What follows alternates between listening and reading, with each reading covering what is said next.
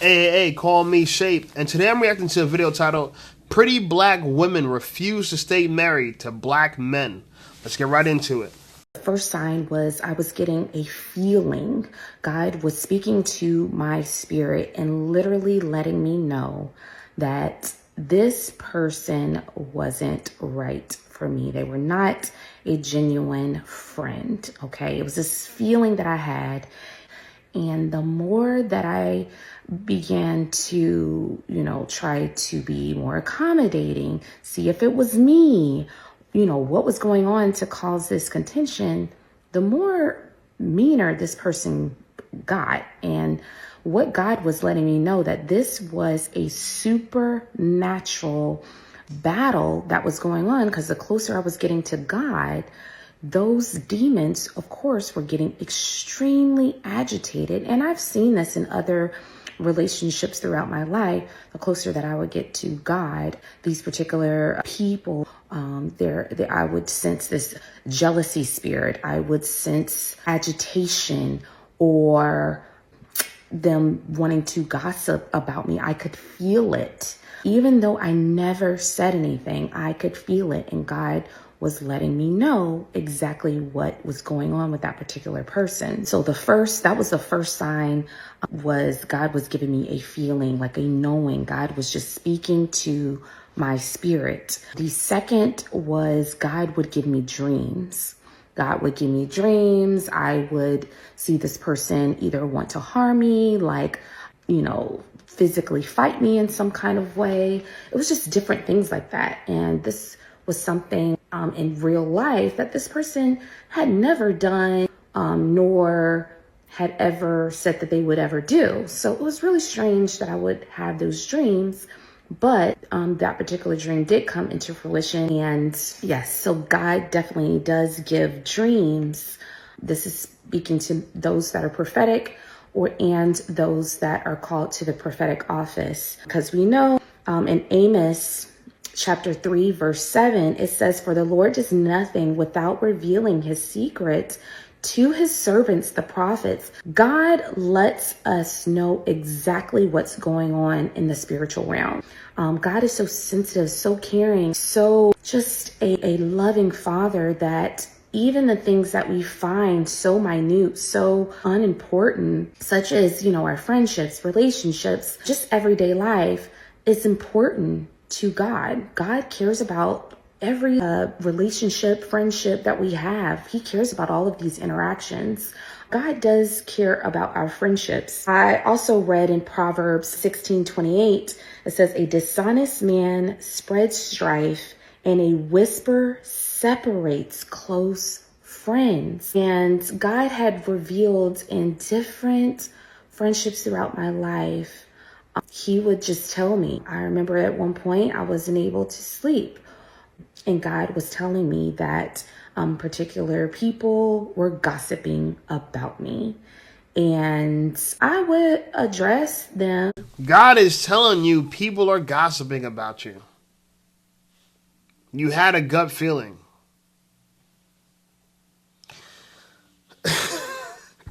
This is the Christianity people try to practice, man. I'm telling you. They cherry pick the Bible, and they don't learn anything. If you cherry pick the Bible to try to, and if you want to grow closer to God, try to understand the Word. God is the Word. God is the truth. Okay? And when he talks about revealing the truth, the revelations, the Bible, the books, read them. Right? There's ways to study the Bible that make sense. When we talk about gut feeling, I heard one person express it like this, that there's three evils in the world. Worldliness, the flesh, and the devil. Worldliness is like keeping up with the Joneses, following the herd, seeking validation from your peers. That's worldliness, right? Trying to fit in. That's worldliness, right? The flesh is all the things that come with pleasure and pain and feelings. So when she talks about the gut feelings, that's the flesh. Which, by the way, flesh is the devil, because our mind, right, our head is supposed to be in control of the body, and the body's supposed to serve the head. right? That's why we're higher beings. When you look at animals, animals lower their head to the ground to drink water, where humans, we grab water and raise the water to our head because the body's supposed to serve the head. Okay, and so when you're in the flesh, the feelings, you're letting the head serve the body. You're like an animal. Okay, people don't understand that. But so we're talking about gut feeling. You're making your body, your head serve your body. When that's not godly at all. So this gut feeling stuff, that's not God. And then you have the devil. The devil will try to trick you out of your freedom, if you will. Right? It's trying to confuse you. The devil's confusion. That's all it is. And so you got to stay away from it. But I think this is exactly why a lot of women can use Christianity, they could use spirituality to say, hey, I want to file for a divorce, because things don't feel right, right? Things don't feel right at all. And a lot of women, don't agree with this. Surprisingly enough, there's a lot of women who don't agree with just getting a divorce because you feel like it, okay? Because God gave you a gut feeling. He told you to leave your husband. He told you, okay? A lot of people don't believe in that. So here's a woman who tries to preach the word. She's actually a divorce lawyer who has God on her side. I thought that was very interesting. Let's see what she has to say and we'll respond to it. Lately, I've been getting a lot of calls for divorce, which is not surprising because it generally happens around this time of the year. But I feel like lately God has been pressing upon me to talk to my fellow sisters and brothers in Christ. And he's been asking me to ask, have they been released to actually divorce? Because a lot of times when I'm talking to you guys, it's a lot of, I feel, they did this, they did that. What I'm noticing is that a season that was intended to make your unit, your covenant stronger, you guys are using that opportunity as a way out versus going through the storm together and coming out on the other side. This life wasn't intended to be perfect. If you think about your life individually, when you were single, you had trials, but you didn't give up. You didn't throw in the towel. You saw it through. Your marriage is no different. And so I'm feeling pressed upon in this season to really fight for marriages. Yes, you came to the right page. I am a divorce lawyer. Absolutely. But I'm only interested in divorcing couples who God has released. Those toxic ones, those abusive ones, etc. But some of you guys have not been released, and you guys are missing out on what could have been amazing on the other side. Some spouses, they don't want to fight, and they've abandoned you. That's grounds. I get it. But some of you guys are in your emotions. A lot of you guys are. Oh, Shamika, it's been years and I get it. Okay. We all been living for years as adults and it hasn't been easy. So that doesn't give you grounds to say this is it.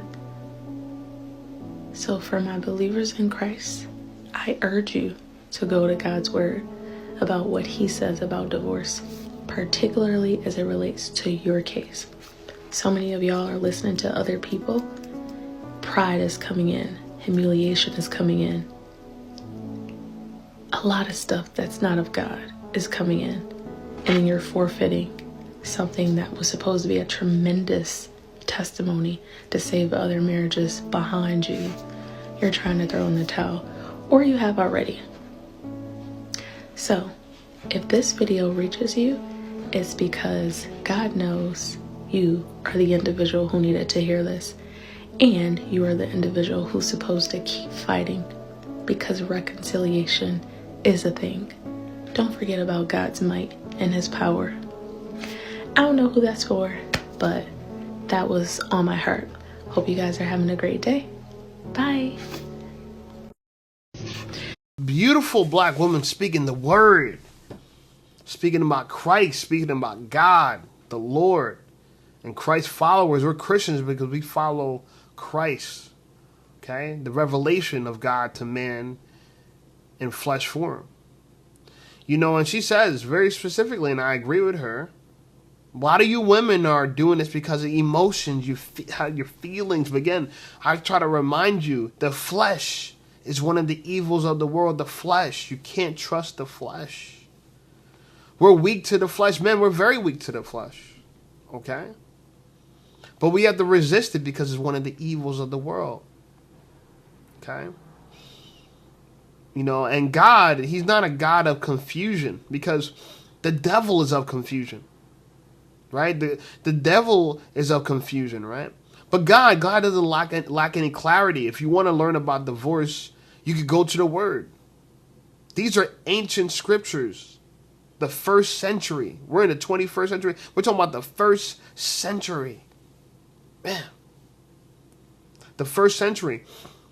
And it's funny to me because instead of referring to the Bible, a lot of people refer to their emotions, my feelings, God, you know, I had a dream. You're trying to confuse people with that. That's that demonic faith. That's not real faith. That's and they say there's 3 types of faith. There's dynamic faith, there's dead faith, and there's demonic faith. That kind of faith you're talking about, that's that demonic faith, okay? Where you believe in the doubt, you believe in the outcomes you don't actually seek.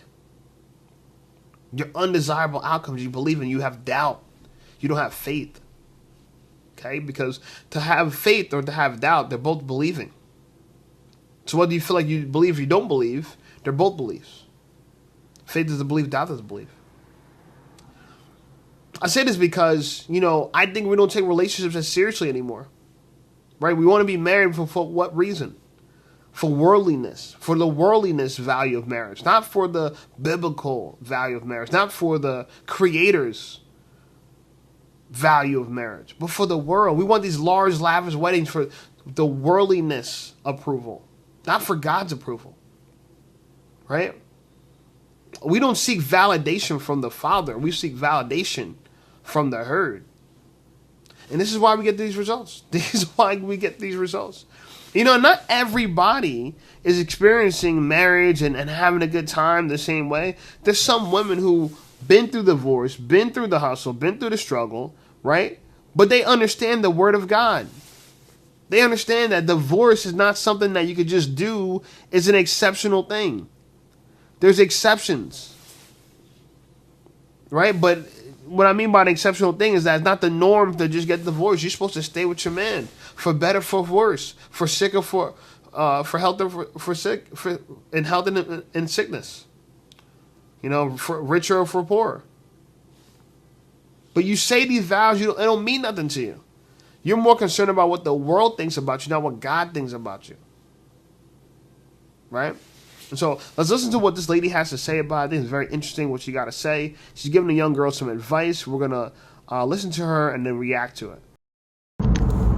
Hey, y'all, I want to get on and encourage y'all real quick. So let me tell y'all something. The ones of you that are married, and I'm talking to the married people right now that are still married. I'm not talking, use wisdom, okay, in this situation, what I'm about to tell you. If you are married and you are watching all these videos about divorcing and all that different type of stuff, and you're like, okay, well, I know God telling me to divorce him or divorce her, if you're a man, and you watching all these videos and you getting pumped up, let me tell you something. Everybody that went through their husband cheating on them is not supposed to get a divorce. I'm being honest with you. Just because somebody else went through a divorce and they got cheated on, don't mean that that's going to be your testimony. God can restore your situation if it's his will. Please don't get in my comments talking about, I'm going to tell y'all right now because I'm going to delete you. Oh, you ain't never supposed to get no divorce and all that different type of stuff. There are so many scriptures that allow divorce. There fornication. Don't do it. Don't waste your time. I'm going to delete you. I'm going to delete your comments and I'm going to block you. So just go ahead and get that out the way right now. Because she knows the backlash. She knows that women want to just fight. Right? They just want to fight about the fact that, God said I can divorce. Like, women want the right to divorce so bad. They want the right to end things. They don't want the right to continue. And it's funny to me because, it makes me think about the easy hard principle, right? Easy hard principle. Easy on the front end, hard on the back end, right? But that's also in reverse. Hard on the front end, easy on the back end, right? And which one do you think most people take? They take the easy on the front end. They live life on easy mode early on in the beginning, and then on the back end it gets hard. It gets really hard. And how many people that's the route that they chose for it to get harder? So again, getting married was always fun and games, hooking up with people, doing this, doing that. You got married, and now you feel like, it's time to get a divorce. And you don't realize that you're about to enter the hard portion of your life, the back end, right? 30, 35, 40. When you get past a certain point, you're heading to the back end of life. Okay? And as women, time is of the essence for women, very, very much so. Because your usefulness for a man, for a mate, has a window, whether you like it or not. Because if you are the wife of a wealthy man, he's going to want children. And if he can't have children with you, that's going to be an issue. And I say all this to say this. That so many people are focused on breaking up their family. They're not focused on how to keep their family together. Why get married to a man that you're not going to try to be for better, for worse, for richer, for poorer, for in health and for sickness? Why not? Would you want him to leave you while you're sick? While you're down and out? You wouldn't. But this is exactly why women would leave. So anyway, I'm going to let her keep preaching and we're going to respond to it. To be blocked. So don't get him. I don't like that. But for the people that are contemplating getting a divorce, sorry, y'all just had a shake. Every last one of y'all ain't supposed to get no divorce.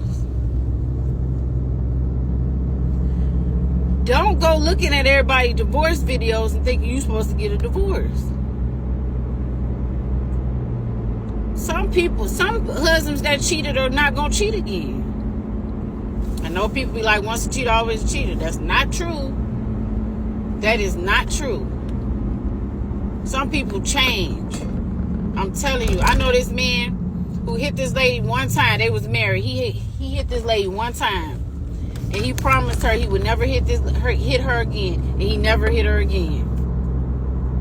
I'm telling you, I know them. He never put his hands on her again. So everybody's not the same. Everybody does not think the same. Everybody has not went through the same life experiences. So you cannot say that for every person. That's not real life. Just like women that say, well, all men cheat. No, they don't. Baby, your heart just been broken and you got cheated on. Or your cousin got cheated on. Every man don't cheat. And cheating is only for men that have one wife. Okay, if you have multiple wives, it's not cheating. Okay, so I think we look at cheating very differently than when we look at it in the context of polygamy for men. Because, King Solomon had 12 wives, right? Or some number like that, okay? And so he's not cheating being with his other wives. He's not cheating. He has multiple wives, okay? And that's a Christian thing. That is a biblical thing, okay? Understanding that, men can have multiple wives. And women can't. Women don't have a version of that. Multiple husbands. There's no need for it. Because what could you do with multiple husbands? You have 12 men as your husband. You can only get pregnant by one of them a year. So, where as a man, if I have 12 wives, I can get all of them pregnant in a year. There's utility to it. Right? God is a God of multiplication. Right? So, we look at things in such a way where we worship the self. Women worship themselves. I, me. It's about me and what I'm going to get in the world. And you think you're God. You're not God. And God's going to show you. He's going to show you you're not him. You are not him, okay? And all the men that's out there saying, I wonder if God is a her. God is not a her, okay? This whole queen, mother nature, stuff like that, all nonsense. Okay? The universe is nothing without God. The universe is not God. Someone once described it as the universe is like a nightstand for God. that he leaves things on for his children to find. Meaning that when you go in the universe and you find things in the universe, it's like a child going to his father's nightstand and finding stuff. And then worshiping the nightstand. Praying to the nightstand. Like, thank you, nightstand, for giving me all this stuff. Knowing damn well that stuff didn't come from the nightstand. It's just a place that the father put the treasure. He put things there for his children to find on the nightstand. That's what the universe is. Well, we believe in the universe and this and that, and it's nonsense, right? God created all this for us to have dominion over it, for the world to serve us, not for us to serve the world. We're only supposed to serve the Lord, right? But people don't understand this. Anyway, but this lady's making some great points, so I'm gonna let her rock out, man. And she has this is the type of energy I really respect about women that know the word. They don't. That is a mindset of a foolish person that is unhealed, that went through a lot of trauma and seen trauma. So in your mind, you don't even think a man can be faithful to you or to somebody else.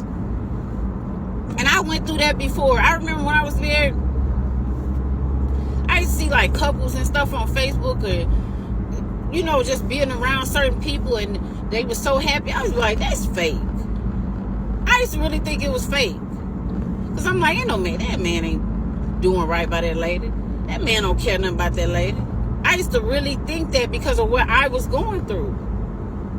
But I know firsthand men that do not play about their wives. I'm telling you, they don't play. That you come over there trying to be a Jezebel and steal them you want to. Baby, they don't play about their wife. I'm telling you firsthand. I know guys when I used to work with, they didn't play about their wife. And it was some that would play in their wife face. Didn't care, didn't respect their wife or nothing. But it was other ones who didn't play about their wife. I'm telling you. So that's not true. We are all different people. We're different. Different backgrounds, different, everything is different. Of course, we have some of the same things, but we're different. Emotionally, all that stuff. So, if you trying to decide if you need to stay married, you need to go to God and get clarification and wisdom. Don't go on here to every TikTok and YouTube video trying to decide if that's what you're supposed to do. Everybody's situation is not the same. I was forced to get a divorce. That's why I was forced to divorce. I didn't have a choice. My husband had made it up in his mind. He did not want to be married anymore. He wanted to be with another woman. I had to let go. I had to leave. And some of y'all probably like, well, I wouldn't have left. Some of y'all, no, I'm going to say this. I would have left and all this different type of stuff. I'm not you. I said for better or for worse. During that time, I wish you get...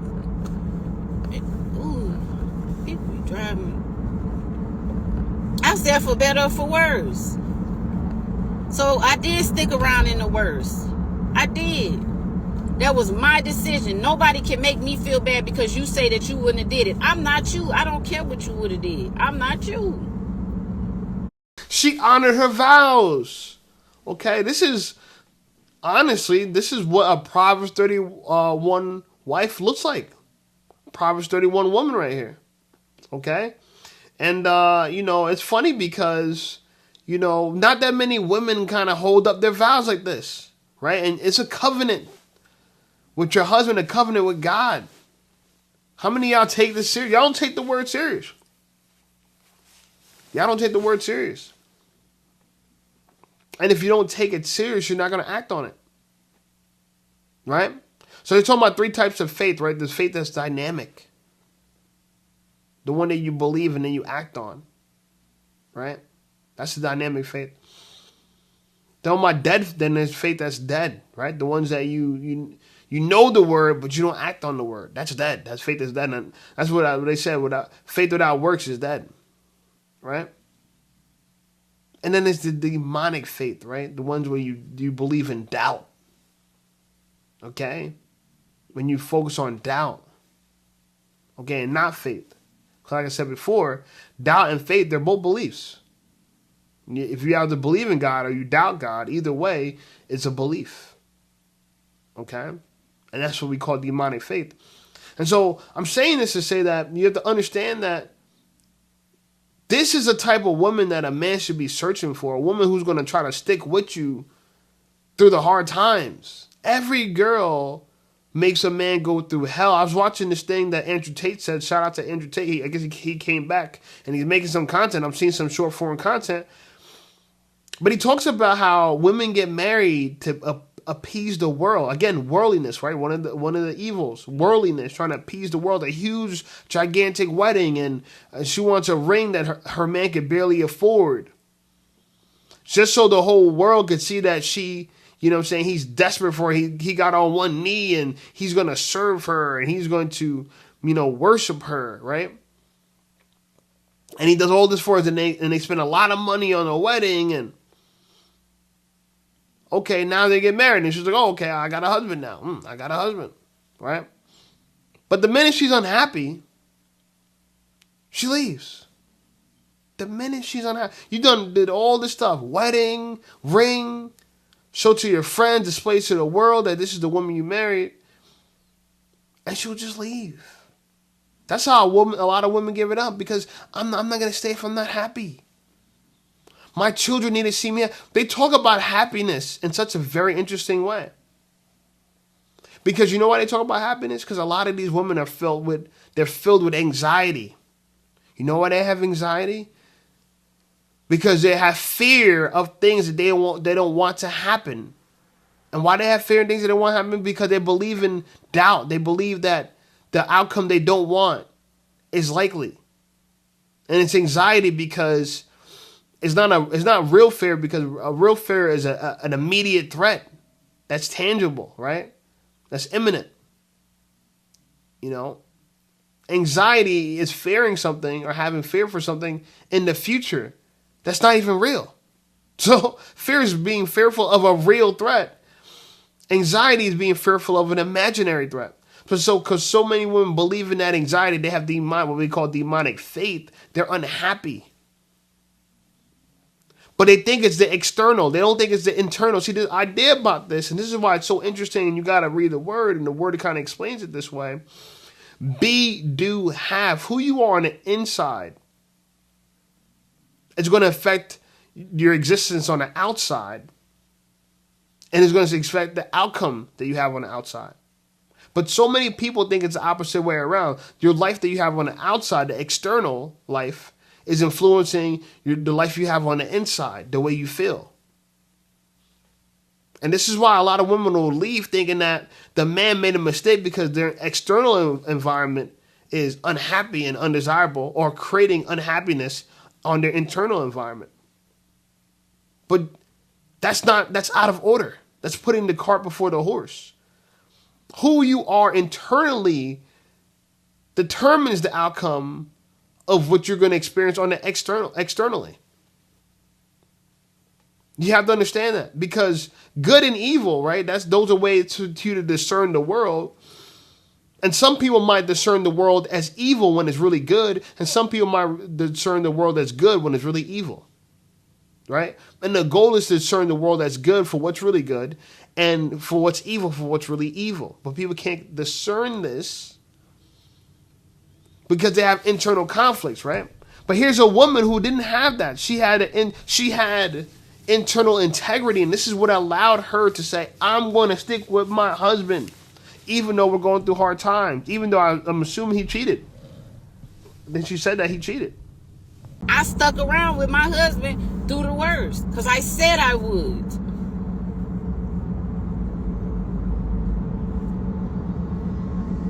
That's on me. Whatever come with me sticking around in that was on me. I don't feel bad. I used to. I used to feel ashamed. Like, why didn't I just leave at the beginning or when this first happened or whatever? But I said, for better or for worse, through sickness and in health. Because, baby, he was sick during those times. Very. To be cheating on your spouse is very sickening. But I hung in there as long as I could. To where I was forced to go. I had to go. This man is doing 10 miles per hour on a 45 miles per hour Y'all, this how, look, I ain't even got my hand on the steering wheel. That's how slow this man driving for me.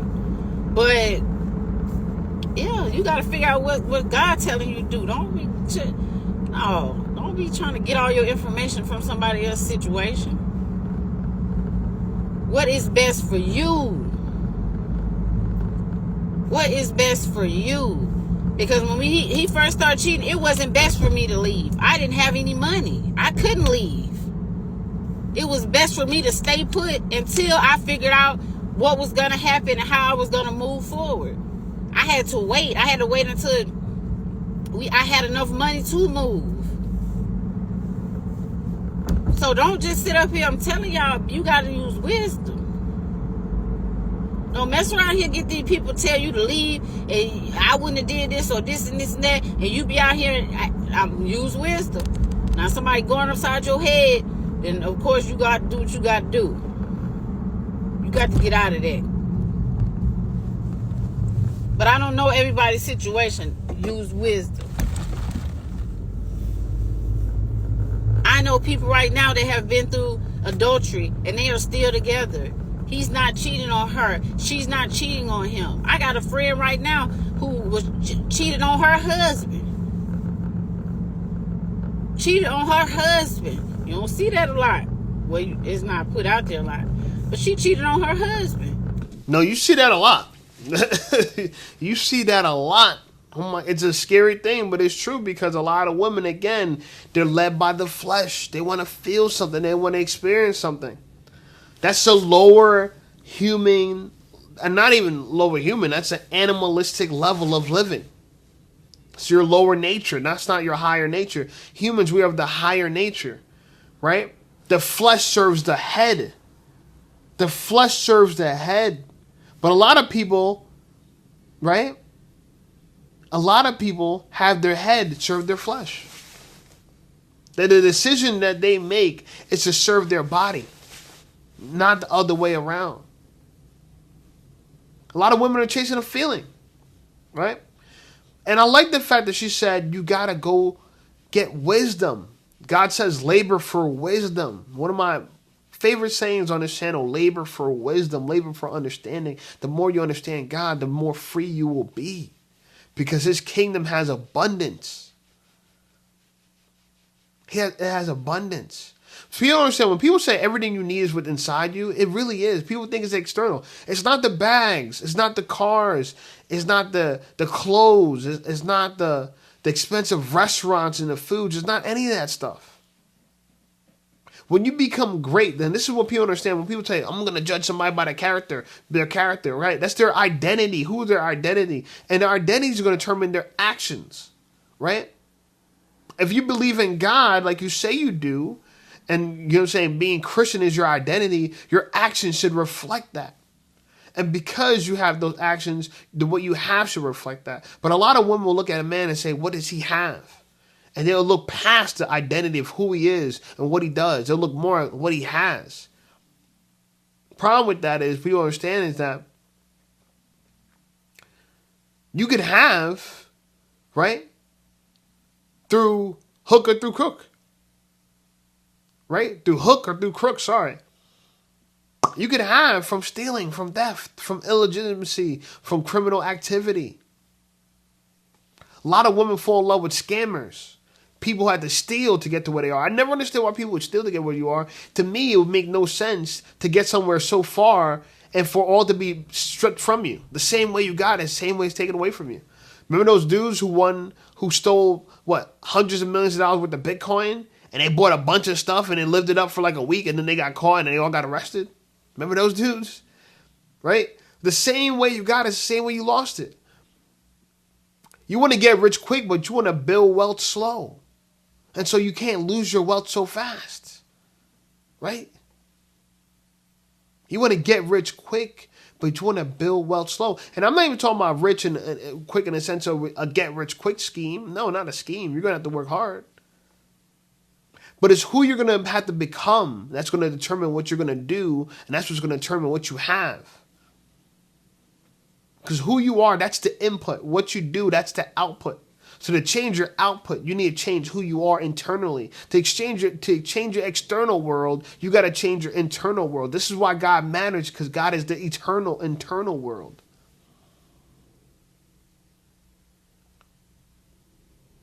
You don't have to see God. You are God. You're his creation. And to know him is to know yourself internally. To know how you really function, to know the true you. And all this matters because, like I said, the way we are guided, we're not guided by wisdom. We're guided by feeling and peace in the world. I'm not that kind of girl that got cheated on. This person got cheated on. This and that. Like, women make a huge deal about this whole cheating thing. I want people to really think about it. You're going to break up your family to appease the world. That's appeasing the evil. Worldliness is one of the evil. You're going to break up the family to appease the flesh. The flesh, that's one of the evils. Doesn't make sense. Or you're going to get through it for better or for worse. For richer or for poorer. In health and in sickness. Like the word. This is what the word says. You want that guess? There's no confusion. The word doesn't lie because God is truth. And therefore everything he says is true. He must tell the truth. He cannot lie. The one thing God cannot do is God cannot lie. He can do everything else, but he cannot lie. The limitless giving himself the limitation, because if God lied, nothing could exist. If God died, everyone has to die. Right? But he lives through the truth. And therefore everything could exist. Because everything he's showing us is the truth. It's the light. It's the way. Right? And I hope that we really start reading the Bible more. I'm trying to read the Bible more. I'm trying to read and get closer to God. I would love to go to a church and get like some church study. You know what I'm saying? Get some good Bible study. So I'm looking out for a good Bible study. If you know one, let me know. Anyway, like the video, subscribe to the channel blowing up. I appreciate you guys. Check out some of my other videos, and I'll see you over there.